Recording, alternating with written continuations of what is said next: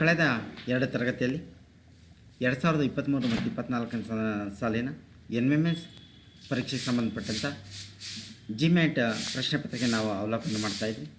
ಅದರಲ್ಲಿ ಈಗಾಗಲೇ 1ರಿಂದ 41ನೇ ಪ್ರಶ್ನೆಗಳು ಹೇಗೆ ನಾವು ಉತ್ತರಿಸಬೇಕು ಅನ್ನೋದ್ರ ಬಗ್ಗೆ ನಾವು ನೋಡಿದ್ವಿ. ಈ ಒಂದು ಮುಂದಿನ ಒಂದು ಪ್ರಶ್ನೆಯನ್ನು ನಾವು ಗಮನಿಸಿದಾಗ 42ನೇ ಪ್ರಶ್ನೆ,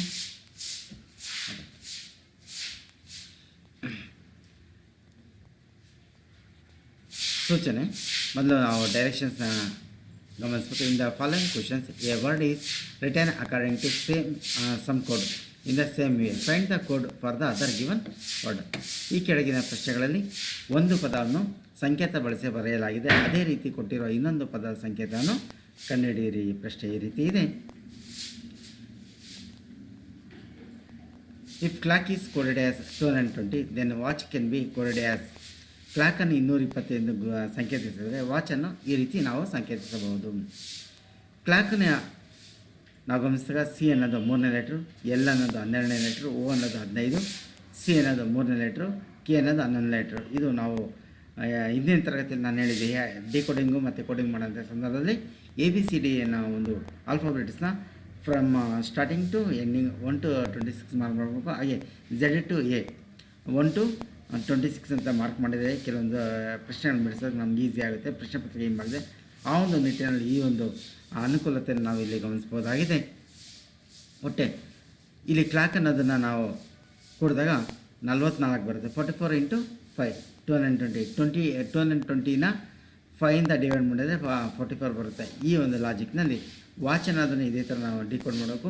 W ಅನ್ನೋದು 23, A ಅನ್ನೋದು 1, T ಅನ್ನೋದು 20, C ಅನ್ನೋದು 3, H ಅನ್ನೋದು 8 ಆಗಿರುತ್ತೆ. ಒಟ್ಟು ನಮಗೆ 55 ಆಗುತ್ತೆ. ಇದನ್ನು ನಾವು ಕೂಡಿದಾಗ 55ನ್ನು ಇಂಟು 5, ಇಲ್ಲೂ 5ಇಂದ ನಾವು ಮಲ್ಟಿಪ್ಲೈ ಮಾಡಿದೆ, ಹಾಗೆ ಇಲ್ಲೂ 5ಇಂದ ಮಲ್ಟಿಪ್ಲೈ 275, ನಮಗೆ 275 ಅನ್ನೋದು ಇದರ ಉತ್ತರ ಆಗಿರುತ್ತೆ.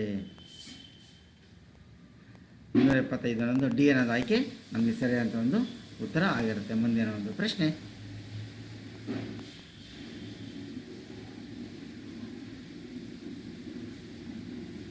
ಲೈಟನ್ನು NGJEX ಎಂದು ಸಂಕೇತಿಸಿದೆ. ಸೌಂಡನ್ನು ಈ ರೀತಿ ನಾವು ಸಂಕೇತಿಸಬಹುದು. ಯಾವ ರೀತಿ ಮಾಡಿದ್ದಾರೆ ನೋಡೋಣ. ಲೈಟ್ನ ಎಲ್ಲಿಂದ 2 ಲೆಟ್ರ್ ಮುಂದೆ ಬರೆದ್ರೆ ಐ, ಹಾಗೆ ಐಯಿಂದ 2 ಲೆಟ್ರು ಹಿಂದಕ್ಕೆ ಬಂದರೆ ಜಿ ಬರುತ್ತೆ. ಹೆಚ್ಚಿಂದ 3 ಲೆಟ್ರು ಮುಂದೆ ಜಂಪ್ ಹೊಡಿತೀವಿ. ಹಾಗೆ ಟಿಯಿಂದ 3 ಲೆಟ್ರ್ ಬ್ಯಾಕ್ ಬಂದಿದೆ. ಟಿ ಅನ್ನೋದು ಹೆಚ್ಚಿಂದ ಮುಂದೆ 3 ಲೆಟ್ರ್ 4 ಲೆಟ್ರ್ ಪಾಸ್ ಆಗಿದೆ. ಆಗ ಈ NGJEX ಕೋಡನ್ನು ಈ ಥರ ಮಾಡೋದ್ರಿಂದ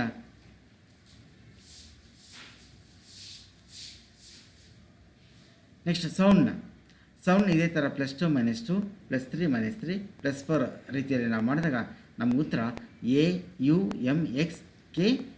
ಇಲ್ಲಿ ಸಿ ಅನ್ನೋದು ಇದರ ಒಂದು ಆಯ್ಕೆ ಆಗಿರುತ್ತೆ.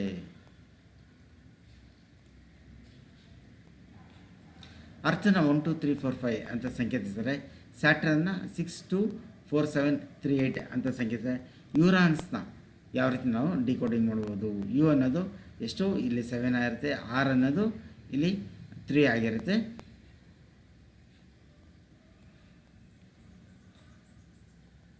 ಆರ್ ಅನ್ನೋದು ಇಲ್ಲಿ 3 ಆಗಿದೆ, ಎ ಅನ್ನೋದು ನಮಗೆ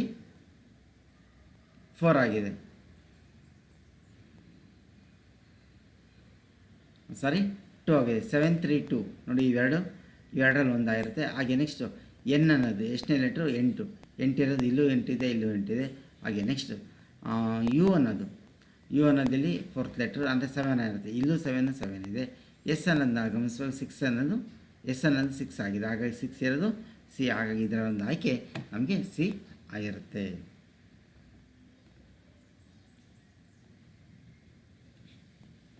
ಮುಂದಿನ ಒಂದು ಪ್ರಶ್ನೆ,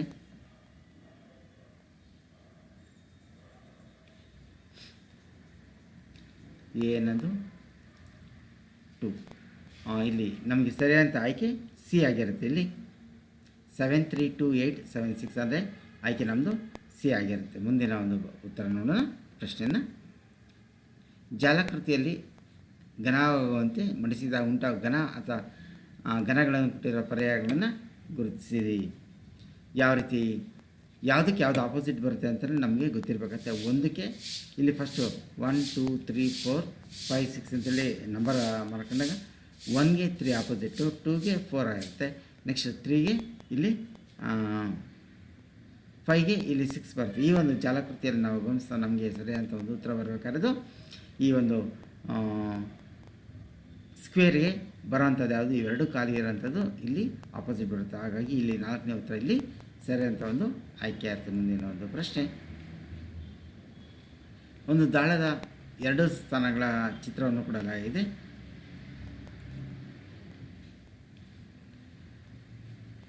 ಮೂರು ಚಿಕ್ಕೆಗಳಿರುವ ಮುಖಕ್ಕೆ ಅಭಿಮುಖವಾಗಿ ಬರುವ ಮುಖದಲ್ಲಿರುವ ಚಿಕ್ಕೆಯನ್ನು ಸಂಖ್ಯೆ ಯಾವುದು? ಇಲ್ಲಿ 3 ಚಿಕ್ಕೆ ಇರ್ತದೆ. ಇದಕ್ಕೆ ಆಪೋಸಿಟ್ ಆಗಿ ಬರೋಂಥ ಒಂದು ಸಂಖ್ಯೆ ಯಾವುದು? ಎಷ್ಟು ಚಿಕ್ಕೆ ಇರೋಂಥ ಸಂಖ್ಯೆ ಬರುತ್ತೆ ಅಂತ ಕೇಳಿದರೆ ಇಲ್ಲಿ 3ಕ್ಕೆ ನಮಗೆ 6 ಮುಖ ಇರೋವಂಥದ್ದು ಇಲ್ಲಿ ಬರುತ್ತೆ. ಯಾಕೆಂದರೆ ಇಲ್ಲಿ 3ರ ಜೊತೆಯಲ್ಲಿ 2 ಮತ್ತು 5 ಇದೆ. 2 ಮತ್ತು 5 ಬರೋದಕ್ಕೆ ಸಾಧ್ಯ ಇಲ್ಲ. ಹಾಗೆ ನೆಕ್ಸ್ಟ್ ಇಲ್ಲಿ 3ರ ಒಂದು ಸೈಡ್ ಬಂದಾಗ ಆಪೋಸಿಟ್ ನಮಗೆ 2 ಮತ್ತು 5 ಇಲ್ಲಿಲ್ಲ. 1 4 ಕೊಟ್ಟಿದ್ದಾರೆ, 4 ಬರೋದಕ್ಕೆ ಸಾಧ್ಯತೆಗಳು ಇಲ್ಲಿಲ್ಲ. ಹಾಗಾಗಿ ನಮಗೆ ಇಲ್ಲಿ 6 ಅನ್ನೋದು ಇದರ 3ಕ್ಕೆ ನಮ್ಮ ಚಿತ್ರವನ್ನು ಬಿಡಿಸಿದಾಗ 6 ಇಲ್ಲಿ ಬರಬೇಕಾಗತ್ತೆ.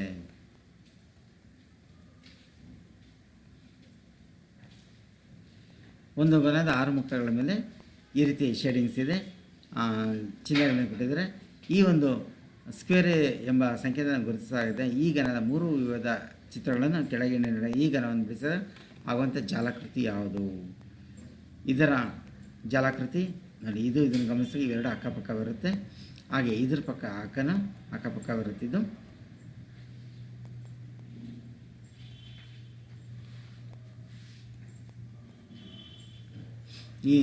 ಇಷ್ಟಲ್ಲಿ ಯಾವುದು ಬರುತ್ತೆ ಅಂತ ನೋಡಬೇಕಾಗುತ್ತೆ. ಅಕ್ಕಪಕ್ಕ ಇದೆ, ಇಲ್ಲಿ ಯಾವುದಕ್ಕೆ ಯಾವುದು ಆಪೋಸಿಟ್ ಬರುತ್ತೆ ಅನ್ನೋದನ್ನು ಸಹ ನಾವು ಪ್ರಾಕ್ಟೀಸ್ ಮಾಡಬೇಕಾಗುತ್ತೆ. ಇದಕ್ಕೆ ಪ್ರತ್ಯೇಕವಾದಂಥ ಒಂದು ತರಗತಿಯಲ್ಲಿ ನಾನು ವಿವರಣೆಯನ್ನು ಕೊಟ್ಟಿದ್ದೀನಿ. ಯಾವ ಒಂದು ಮುಖದ ಅಭಿಮುಖವಾಗಿ ಯಾವ್ಯಾವ ಒಂದು ಘನಾಕೃತಿಯಲ್ಲಿ ಯಾವ್ಯಾವ ಮುಖಗಳು ಬರುತ್ತೆ ಅಂತ ಇದನ್ನು ನಾವು ಅವಲೋಕನ ಮಾಡಿದಾಗ ಇಲ್ಲಿ ನಮಗೆ ಯಾವುದಕ್ಕೆ ಯಾವ್ದು ಬರುತ್ತೆ ನೋಡಿ, ಇದಕ್ಕೆ ಇದು, ಇದಕ್ಕೆ ಇದು, ಇದಕ್ಕೆ ಇದು, ಈ ರೀತಿ ನಾವು ಅಭ್ಯಾಸನ ಮಾಡಿರ್ಬೇಕಾದ್ರೆ 1 2 3 4 5 6 ಅಂತೇಳಿ ನಾವು ಸಂಕೇತಿಸಿದಾಗ 1ಕ್ಕೆ 3 ಬರುತ್ತೆ, 2ಕ್ಕೆ ಇಲ್ಲಿ 6 ಬರುತ್ತೆ. ನೆಕ್ಸ್ಟ್ ಇಲ್ಲಿ 3ಕ್ಕೆ 1 2 3ಕ್ಕೆ ಇಲ್ಲಿ 6 ಬರುತ್ತೆ. 1 2 3 4 5 6 ಈ ಥರ ಜಿಗ್ಜಾಗ್ ಬರುತ್ತೆ. 1 2 3 4 ಇದು 1 ಮತ್ತು 4 ಆಪೋಸಿಟ್ ಆಗಿರುತ್ತೆ. ನೆಕ್ಸ್ಟ್ 1 2 3 4 5 6 3ಗೆ 6 ಅನ್ನೋದು ಆಪೋಸಿಟ್. ಈ ಒಂದು ಆಕೃತಿ ನಾವು ಅಧ್ಯಯನ ಮಾಡಿದಾಗ ಇಲ್ಲಿರೋಂಥ ಒಂದು ಸರ್ಕಲ್ಗೆ ಇವೆರಡು ಅಕ್ಕಪಕ್ಕ ಬರುತ್ತೆ. ಶೇಡಿಂಗ್ ಪಕ್ಕ 1 2 ಮತ್ತು ಚೌಕ ಇದಿಷ್ಟು ಅಕ್ಕಪಕ್ಕ ಬರೋದು ಗಮನಿಸಬೇಕಾಗತ್ತೆ.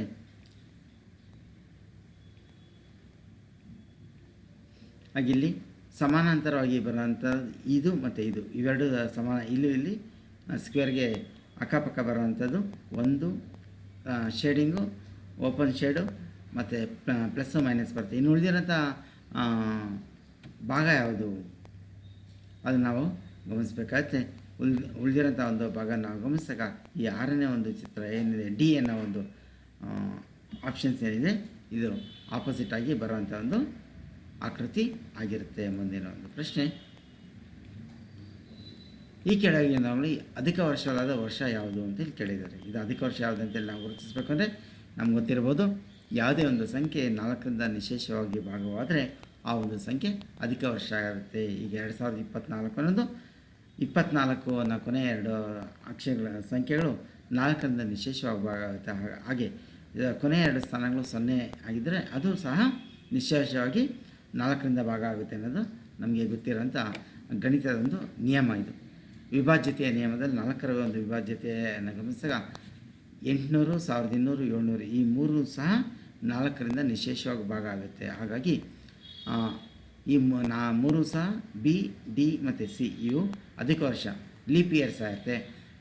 650 ಅನ್ನೋದು ಲೀಪ್ ಇಯರ್ ಅಲ್ಲ, ಹಾಗಾಗಿ ಇದು ನಮಗೆ ಇಲ್ಲಿ ಸೇರ್ಪಡೆ ಆಗೋದಿಲ್ಲ. ಮುಂದಿನ ಒಂದು ಪ್ರಶ್ನೆ, ಒಂದು ವೇಳೆ 2021 ಸ್ವಾತಂತ್ರ್ಯ ದಿನ ಭಾನುವಾರದ 2020 ಸ್ವಾತಂತ್ರ್ಯ ದಿನ ಯಾವ ವಾರ ಬರುತ್ತೆ ಅಂತ ಕೇಳಿ. Assuming that the Independence Day of 2022 was on Sunday, then the day of a week which will be the Independence Day 2025. 2021 15/8/2021 Sunday ಆಗಿದೆ. 15/8/2021 ಸಂಡೇ, 15/8/2022 ಮಂಡೇ ಇರುತ್ತೆ. ಅಂದರೆ ಒನ್ ಡೇ ಮುಂದೆ ಹೋಗುತ್ತೆ. 15/8/2023 ಟ್ಯೂಸ್ಡೇ ಇರುತ್ತೆ. 15/8/24 ಟ್ಯೂಸ್ಡೇ ಆದಮೇಲೆ ವೆಡ್ನೆಸ್ಡೇ ಆಗಬೇಕಾಯಿತು. ಭಾನುವಾರ, ಸೋಮವಾರ, ಮಂಗಳವಾರ, ಬುಧವಾರ ಬರಬೇಕಾಗಿತ್ತು. ಆದರೆ ಇಲ್ಲಿ ಲೀಪ್ ಇಯರ್ ಅಂದರೆ ಒಂದು ದಿವಸ ಅಧಿಕವಾಗಿರೋದ್ರಿಂದ ಫೆಬ್ರವರಿ 28ರ ಬದಲು 29 ದಿವಸ ಬರೋದ್ರಿಂದ ಬುಧವಾರ ಬರೋ ಬದಲು ಗುರುವಾರ ಬರೋದು. ಹಾಗಾಗಿ 15/8/2025. ನೆಕ್ಸ್ಟ್ ಇಲ್ಲಿ ಶುಕ್ರವಾರ ಆಗಿರುತ್ತೆ, ಫ್ರೈಡೇ ಆಗಿರುತ್ತೆ. ಉತ್ತರ ನಮ್ಮ ಡಿ ಅನ್ನೋದು ಇದರ ಒಂದು ಸರಿಯಾದ ಒಂದು ಉತ್ತರ ಆಗಿದೆ.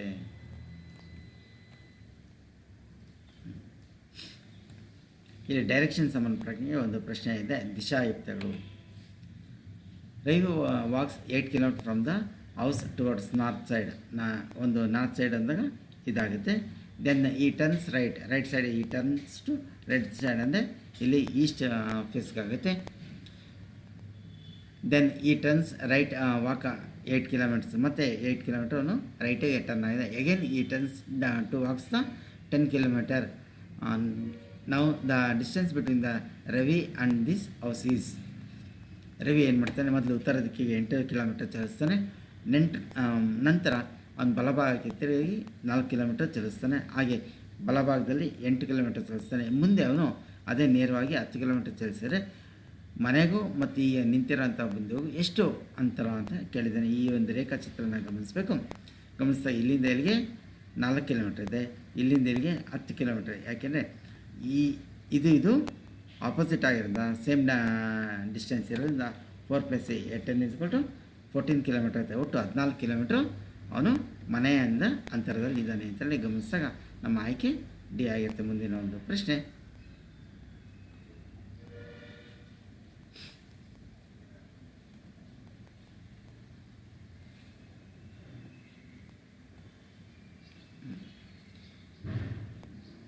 ಒಂದು ದಿನ ಬೆಳಿಗ್ಗೆ ರಾಜು ಮತ್ತು ಸತೀಶ ರಸ್ತೆ ಪಕ್ಕದಲ್ಲಿ ಪರಸ್ಪರ ಮುಖಾಮುಖಿಯಾಗಿ ಮಾತನಾಡಿದ. ಬೆಳಗ್ಗೆ ಅನ್ನೋದನ್ನು ಈ ಪದನ ಗಮನಿಸ್ತಾ, one morning Raju and Satish were talking each other face to face at the road side. The Satish shadow is exactly to the right of Raju. Then the direction of which Satish facing is. ಇಲ್ಲಿ ಮಾರ್ನಿಂಗ್ ಅಂತ ಇದೆ, ಬೆಳಗಿನ ಒಂದು ಹೊತ್ತು ಅಂದಾಗ ಸೂರ್ಯೋದಯ ಪೂರ್ವ ದಿಕ್ಕಿನಲ್ಲಿ ಆಗೋದ್ರಿಂದ ಇಲ್ಲಿ ಪೂರ್ವ ದಿಕ್ಕಿನಲ್ಲಿದೆ. ಹಾಗೆ ರಾಜು ಮತ್ತು ಸತೀಶ್ ಇಲ್ಲಿ ಪರಸ್ಪರ ಎದುರುಬದ್ರಾಗಿ ರಸ್ತೆ ಬದಿಯಲ್ಲಿ ನಿಂತು ಮಾತನಾಡ್ತಾ ಇದೆ. ಈ ಸತೀಶನ ನೆರಳು ರಾಜುವಿನ ಬಲಭಾಗದಲ್ಲಿ ಇಲ್ಲಿ right side of the shade ಅಂದ ಸತೀಶ್. ಈಗ ರಾಜುವಿನ ರೈಟ್ ಸೈಡ್ ಇಲ್ಲಿ ಶಾಡೋ ಬೀಳ್ತಾ ಇದೆ. ಹಾಗಿದ್ರೆ ಇವನು ಯಾವ ದಿಕ್ಕಿನಲ್ಲಿ ನಿಂತಿದೆ, ಸತೀಶ್ ಯಾವ ದಿಕ್ಕಿನಲ್ಲಿ ಮುಖ ಮಾಡಿ ನಿಂತಿದ್ದೇನೆ ಅಂತ ಕೇಳ್ತಾ ಇದ್ದಾರೆ. ಹಾಗಾಗಿ ಇವನು ಉತ್ತರ ದಿಕ್ಕಿನಲ್ಲಿ, ಇದು ಪೂರ್ವ, ಇಲ್ಲಿ ಇಲ್ಲಿರೋದ್ರಿಂದ ಉತ್ತರ ದಿಕ್ಕಿನಲ್ಲಿ ಇವನು ಮುಖ ಮಾಡಿ ನಿಂತಿದೆ ಅಂತೇಳಿ ನಾವು ಗುರುತಿಸ್ಬೋದು. ಅಂದರೆ ಮೊದಲು ನಾವು ಈ ಚಿತ್ರನ ಬರೆಯುವಂಥ ಈ ಒಂದು ಪ್ರಶ್ನೆನ ಅರ್ಥ ಮಾಡಿಕೊಂಡು ಈ ಚಿತ್ರವನ್ನು ಬಿಡಿಸುವಂಥ ಒಂದು ಸಾಮರ್ಥ್ಯ ನಮ್ಮ ಬಂದರೆ ಇಲ್ಲಿನ ಒಂದು ಪ್ರಶ್ನೆ ನಾವು ಉತ್ತರನ ಹೇಳ್ಬೋದು. ಮುಂದಿನ ಒಂದು ಪ್ರಶ್ನೆ,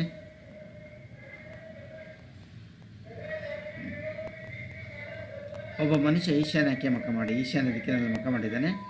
ಪ್ರದಕ್ಷಿಣ ದಿಕ್ಕಿನಲ್ಲಿ ಇಲ್ಲಿಗೆ ಬರ್ತಾನೆ. ಪ್ರದಕ್ಷಿಣ ದಿಕ್ಕಿನಲ್ಲಿ ಅಂದಾಗ 90 ಡಿಗ್ರಿ ಬರ್ತಾ ಇದ್ದಾನೆ. 90 ಡಿಗ್ರಿಯಿಂದ ಇಲ್ಲಿ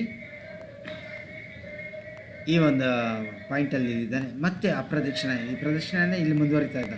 ಇಲ್ಲಿಂದ ಅಪ್ರದಕ್ಷಿಣವಾಗಿ ಅಂದಾಗ ಇಲ್ಲಿಂದ ಇಲ್ಲಿಗೆ 90 ಡಿಗ್ರಿ ಪ್ಲಸ್ ಇಲ್ಲಿಂದ ಇಲ್ಲಿಗೆ ಇರೋಂಥ ಅಂತರ 45. 90 + 45 135. ಅಂದರೆ ಇವನೀಗ ಯಾವ ಡೈರೆಕ್ಷನಲ್ಲಿದ್ದಾನೆ, ನಾರ್ತ್ ಡೈರೆಕ್ಷನ್, ಉತ್ತರ ದಿಕ್ಕಿನಲ್ಲಿ ಅವನು ಇದ್ದಾನೆ ಅಂತೇಳಿ ಹೇಳ್ಬೋದು. ಇಲ್ಲಿ ಪ್ರದಕ್ಷಿಣೆ ಯಾವುದು, ಅಪ್ರದಕ್ಷಿಣೆ ಯಾವುದು ಅಂತ ಗೊತ್ತಿರಬೇಕು. ಇದು ಪ್ರದಕ್ಷಿಣೆ ದಿಕ್ಕು, ಇದು ಇಲ್ಲಿಂದ ಅಪ್ರದಕ್ಷಿಣೆ ದಿಕ್ಕು ಇಲ್ಲಿಗೆ ಬಂದಾಗ 135 ಡಿಗ್ರಿ ಅಂದರೆ ನಾರ್ತಲ್ಲಿ ಅವನು ಇರ್ತಾನೆ, ಉತ್ತರ ದಿಕ್ಕಿನಲ್ಲಿ ಇರ್ತಾನೆ. ಮುಂದಿನ ಒಂದು ಪ್ರಶ್ನೆ, ವೆನ್ನ ನಕ್ಷೆಗೆ ಸಂಬಂಧಪಟ್ಟಂಥ ಒಂದು ಚಿತ್ರ ಆಗಿದೆ.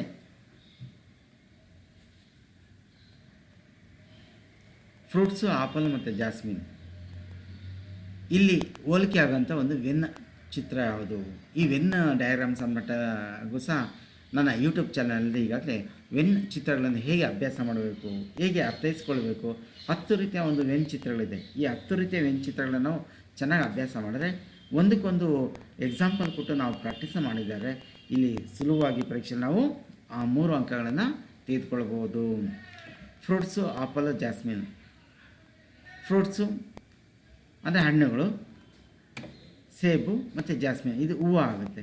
ಇದು ಆಪಲ್ನ ಸಹ ಹಣ್ಣಿನ ಒಂದು ಜಾತಿಯ ಒಳಭಾಗಕ್ಕೆ ಸೇರೋದ್ರಿಂದ ಇಲ್ಲಿ ಜಾಸ್ಮಿನ್ಗೂ ಮತ್ತು ಫ್ರೂಟ್ಗೂ ಆಪಲ್ಗೂ ಒಂದಕ್ಕೊಂದು ಸಹಸಂಬಂಧ ಇಲ್ಲ. ಸಹಸಂಬಂಧ ಇಲ್ಲದೆ ಅಂತ ಒಂದು ಚಿತ್ರ ನಾವು ಗಮನಿಸಿದಾಗ ನಮ್ಮ ಈ ಚಿತ್ರ ನಾವು ಇಲ್ಲಿ ಗಮನಿಸ್ಬೋದು. ಡಿ ಅನ್ನೋ ಚಿತ್ರ ನಮ್ಗೆ ಸೇರೋದು. ಡಿ ಅನ್ನೋ ಚಿತ್ರ ಇರೋಂಥ ಆಯ್ಕೆ ಯಾವುದು? ಇಲ್ಲಿ ಸಿ ಅನ್ನೋದು ಆಯ್ಕೆಯನ್ನು ನಾವು ಉತ್ತರಿಸ್ಬೇಕಾಗತ್ತೆ. ಮುಂದಿನ ಒಂದು ಪ್ರಶ್ನೆ,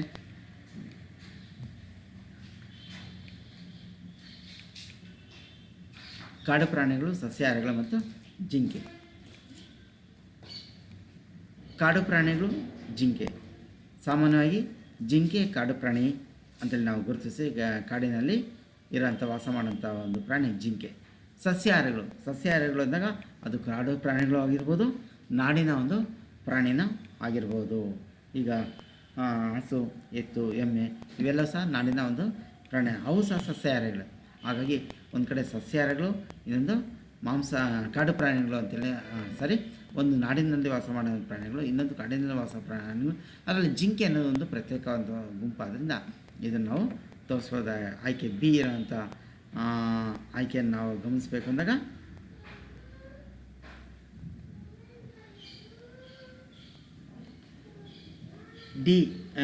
ಬಿ ಆಯ್ಕೆ ಇರೋದು ನಮಗೆ ಬಿ ಚಿತ್ರ ಇರೋಂಥ ಆಯ್ಕೆ ಅಂದಾಗ ಡಿ ಆಗಿರುತ್ತೆ. ಹಾಗಾಗಿ ಡಿ ಅನ್ನೋದು ಇದರ ಒಂದು ಉತ್ತರ ಆಗಿರುತ್ತೆ. ನೆಕ್ಸ್ಟ್, ಕೊಟ್ಟಿರುವ ವೆನ್ ನಕ್ಷೆ ಪ್ರತಿನಿಧಿಸುವ ಸರಿಯಾದ ವಸ್ತುಗಳು ಅಥವಾ ವ್ಯಕ್ತಿಗಳ ಸಮೂಹ ಯಾವುದು? ಟೇಬಲು, ಕಲ್ಲು, ಬೆಣ್ಣೆ. ಶಿಕ್ಷಕರು, ಕವಿಗಳು, ರೈತರು. ಶಿಕ್ಷಕರ ಕವಿನೂ ಆಗಿರ್ಬೋದು, ರೈತರು ಆಗಿರ್ಬೋದು. ಟೇಬಲ್ಲು, ಕಲ್ಲು, ಬೆಣ್ಣೆ ಇವೆಲ್ಲವೂ ಸಹ ಒಂದಕ್ಕೊಂದು ಟೇಬಲ್ಲು, ಕಲ್ಲು, ಬೆಣ್ಣೆ ಇದು ಯಾವುದು ಒಂದಕ್ಕೊಂದು ಸಹಸಂಬಂಧ ಇಲ್ಲ. ಇದು ಒಂದಕ್ಕೊಂದು ಸಹಸಂಬಂಧ ಇದೆ. ವಿಶ್ವ, ಸೌರವ್ಯೂಹ ಮತ್ತು ಮಂಗಳ. ವಿಶ್ವದಲ್ಲಿ ಸೌರವ್ಯೂಹ ಇದೆ, ಸೌರವ್ಯೂಹದಲ್ಲಿ ಮಂಗಳ ಅನ್ನೋದು ಒಂದು ಗ್ರಹ. ಹಾಗಾಗಿ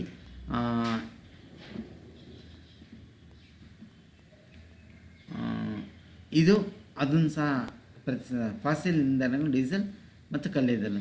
ಡೀಸೆಲ್ ಬೇರೆ, ಕಲ್ಲಿದ್ದಲೇ ಬೇರೆ. ಇದು ಫಾಸಿಲ್ ಇಂಧನ ಅಂದರೆ ಭೂಮಿಯಲ್ಲಿ ಸಿಗುವಂಥ ಒಂದು ಇಂಧನಗಳ ಅಂತ ನಾವು ಗುರುತಿಸ್ಬೋದು. ಅರ್ಥದೊಳಗಡೆ ಒಂದು ಡೀಸೆಲ್ಲೇ ಬೇರೆ ಫ್ಯೂಯಲ್ಸ್ ಆಗಿರುತ್ತೆ, ಕಲ್ಲಿದ್ದಲೇ ಬೇರೆ ಆಗಿರುತ್ತೆ. ಹಾಗಾಗಿ 56ಕ್ಕೆ ಡಿ ಅನ್ನೋದು ಒಂದು ಸರಿಯಾದ ಒಂದು ಉತ್ತರ ಆಗಿರುತ್ತೆ. ಮುಂದಿನ ಒಂದು ಪ್ರಶ್ನೆ,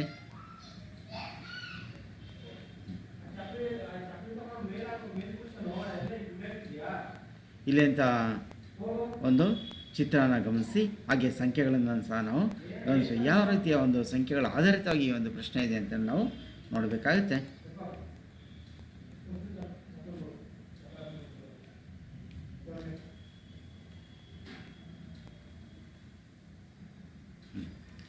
ಸೆವೆನ್ -5 ಮತ್ತು 3 -2. 7 -2 ಅಂದಾಗ 7ರಲ್ಲಿ 5 ಕಲರ್ 2 ಬರುತ್ತೆ, 3ರಲ್ಲಿ 2 ಕಲರ್ 1 ಬರುತ್ತೆ. ಇಲ್ಲಿ 7ರಲ್ಲಿ 5 ಕಲರ್ 2 ಬರುತ್ತೆ. 2 ಸ್ಕ್ವೇರ್ ಅಂದರೆ 4, 3ಯಲ್ಲಿ 2 ಕಲರ್ 1 ಬರುತ್ತೆ. 1 ಸ್ಕ್ವೇರ್ ಅಂದರೆ 1, 4 + 1 5. ಹಾಗೆಯೇ ಇಲ್ಲಿ 11 - 8 3 ಬರುತ್ತೆ. 7 - 4 ಅಂದರೆ 3 ಬರುತ್ತೆ. 3 ಸ್ಕ್ವೇರ್ + 3 ಸ್ಕ್ವೇರ್ ಅಂದರೆ 9 + 9 18. ಇಲ್ಲಿ 18 ಇದೆ. ಹಾಗೆ 9ನಲ್ಲಿ 7 ಕಳೆದರೆ 2 ಬರುತ್ತೆ. 13ನಲ್ಲಿ 6 ಕಳೆದರೆ 7 ಬರುತ್ತೆ.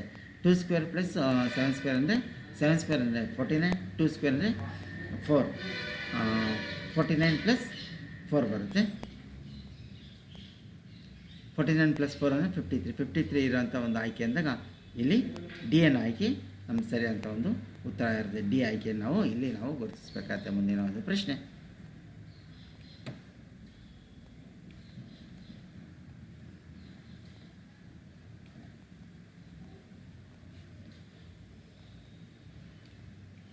ಈಗಾಗಲೇ ಈ ಪ್ರಶ್ನೆಯನ್ನು ಅಧ್ಯಯನ ಮಾಡಿದ್ದೀರಾ. ಈ ಪ್ರಶ್ನೆಯನ್ನು ಗಮನಿಸಿ ಇಲ್ಲೆಲ್ಲವೂ ಸಹ ಸ್ಕ್ವೇರ್ ನಂಬರ್ಸ್ ಇದೆ ಅನ್ನೋದನ್ನು ನಾವು ಗಮನಿಸಬೇಕು. ಇಲ್ಲಿರೋಂಥ ಹೊರಭಾಗದಲ್ಲಿರೋಂಥದ್ದೆಲ್ಲ ಸ್ಕ್ವೇರ್ ನಂಬರ್ಸ್ ಇದೆ. ಈ ಸ್ಕ್ವೇರ್ ನಂಬರ್ಸ್ಗೂ ಇದಕ್ಕೇನೋ ಒಂದು ಲಿಂಕ್ ಇದೆ. ಯಾವ ಲಿಂಕ್ ಅಂತೇಳಿ ನಾವು ಪರಿಶೀಲನೆ ಮಾಡಬೇಕು. 36 ಅಂದರೆ 6 ಸ್ಕ್ವೇರ್ ರೂಟ್, 16 ಅಂದರೆ 4, 25 ಅಂದರೆ 5, 9 ಅಂದರೆ 3. ಇದಕ್ಕಿರೋಂಥ ಒಂದು ಸಂಬಂಧ ಏನು?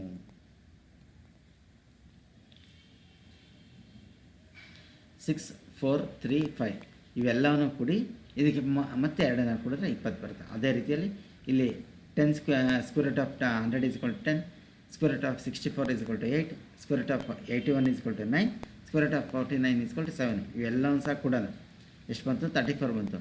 ಇಲ್ಲಿ +2 ಆ್ಯಡ್ ಮಾಡಿದಾಗ 20 ಆಗಿ ಬಂದಿದೆಯೋ, ಹಾಗೆ +2 ಆ್ಯಡ್ ಮಾಡಿದಾಗ ಇಲ್ಲಿ 36 ಬರಬೇಕು. 36 ಬಂದಿರೋಂಥ ಒಂದು ಆಯ್ಕೆ ಅಂದಾಗ ಇಲ್ಲಿ ಸಿ ಆಯ್ಕೆ ಅನ್ನೋದು 36 ಆಗಿದೆ. ಇದನ್ನು ನಾವು ಗುರುತಿಸಬೇಕಾಗತ್ತೆ.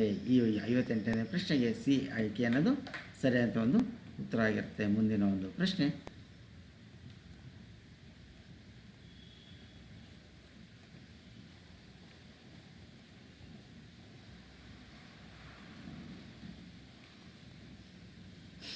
ಇಲ್ಲಿರುವಂಥ ಒಂದು ಸಂಖ್ಯೆ ಶ್ರೇಣಿಗೆ ಸಂಖ್ಯೆಯಲ್ಲಿ ಒಂದು ಲಾಜಿಕ್ ಇದೆ. ಈ ಒಂದು ಲಾಜಿಕ್ಕನ್ನು ನಾವು ಗಮನಿಸ್ತಾ ಹೋದಾಗ ಇಲ್ಲಿ ಬರಬೇಕಂತ ಕ್ವಶನ್ ಮಾರ್ಕ್ ಇರೋಂಥ ಒಂದು ಪ್ರಶ್ನೆಯಲ್ಲಿ ನಮ್ಗೆ ಬರಬೇಕಾದ್ರೂ 9 ಅನ್ನೋದು ಇದರ ಒಂದು ಉತ್ತರ ಆಗಿರುತ್ತೆ. ಯಾವ ಲಾಜಿಕ್ ಅಂತೇಳಿ ನೀವು ಅನಲೈಸ್ ಮಾಡಿದ್ರೆ ನಿಮಗೆ ಇಲ್ಲಿ ಒಂದು ಉತ್ತರ ಸಿಗುತ್ತೆ. ಹೀಗೆ ಇವತ್ತಿನ ಒಂದು ತರಗತಿಯಲ್ಲಿ 42ನೇ ಪ್ರಶ್ನೆಯಿಂದ 59ನೇ ಪ್ರಶ್ನೆವರೆಗೂ ನಾವು ಅಧ್ಯಯನ ಮಾಡಿದ್ವಿ. ಈ ಅಧ್ಯಯನ ಮಾಡೋಂಥ ಸಂದರ್ಭದಲ್ಲಿ ನೀವು ಮಾಡಬೇಕಾದ್ರೆ ಇಷ್ಟೇ, ನಿಮ್ಮ ಒಂದು ನೋಟ್ಬುಕ್ಕಲ್ಲಿ ಈ ಒಂದು ತರಗತಿಯನ್ನು ಕೇಳುತ್ತಾ ಬರೆದು ನೀವು ಅಭ್ಯಾಸನ ಮಾಡಿದಾಗ ಇಂಥ ಒಂದು ಪ್ರಶ್ನೆಗಳು ನೀವು ಉತ್ತರಿಸೋಕ್ಕೆ ಸಾಧ್ಯ ಆಗುತ್ತೆ. ನೋಟ್ಸನ್ನು ಮಾಡೋದು ಮರಿಬಿಡಿ. ಹಾಗೆ ನನ್ನ ಒಂದು ಯೂಟ್ಯೂಬ್ ಚಾನಲ್ಗೆ ಸಬ್ಸ್ಕ್ರೈಬ್ ಆಗಿ. ಇಲ್ಲಿ ಪ್ರಸಾರ ಆಗುವಂಥ ನಿಮ್ಮ GMAT ಸಂಬಂಧಪಟ್ಟಂಥ NMMS ಪರೀಕ್ಷೆಯ ಎಲ್ಲ ಪ್ರಶ್ನೆಗಳಲ್ಲಿ ಪತ್ರಿಕೆಗಳು ಇಲ್ಲಿ ಲಭ್ಯ ಇದೆ. ಅದರ ಉಪಯೋಗನ ಪಡೆದುಕೊಂಡು ಈ ಒಂದು GMAT ಪರೀಕ್ಷೆಯಲ್ಲಿ ಉತ್ತಮವಾದಂಥ ಅಂಕಗಳನ್ನು ಗಳಿಸಿ ಅಂತ ಹೇಳ್ತಾ ಇವತ್ತಿನ ತರಗತಿ ನಾನು ಮುಕ್ತಾಯ ಮಾಡ್ತಾಯಿದ್ದೀನಿ. ಧನ್ಯವಾದಗಳು.